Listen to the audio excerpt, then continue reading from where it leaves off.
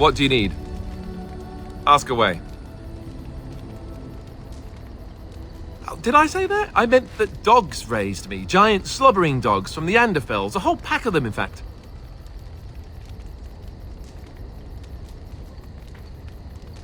Well, they were flying dogs, you see. Surprisingly strict parents, too. And devout Andrastians to boot.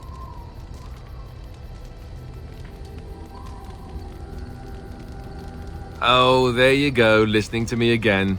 You'd think you'd have gotten past that already. I ended up in the Chantry, sure, but I didn't start there. Let's see, how do I explain this? I'm a bastard. And before you make any smart comments, I mean the fatherless kind.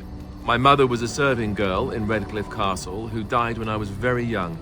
Our Lehman wasn't my father, but he took me in anyhow and put a roof over my head. He was good to me, and he didn't have to be. I respect the man, and I don't blame him anymore for sending me off to the Chantry once I was old enough. I know who I was told was my father. He died even before my mother did, anyhow. It isn't important.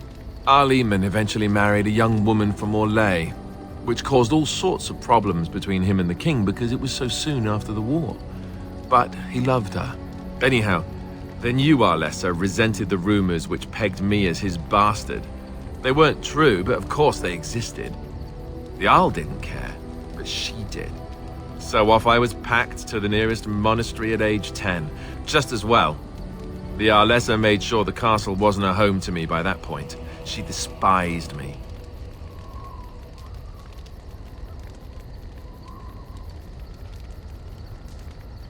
Probably. It was just a kindness he did to a woman who had served him anyway. I didn't sleep on silk sheets in the keep or anything. I remember I had an amulet with Andraste's holy symbol on it. The only thing I had of my mother's. I was so furious at being sent away, I tore it off and threw it at the wall and it shattered.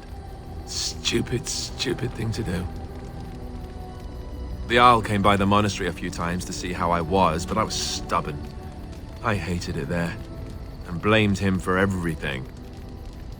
And eventually, he just stopped coming. Yes, I'm quite sure. At any rate, I don't look anything like him, you'll see for yourself.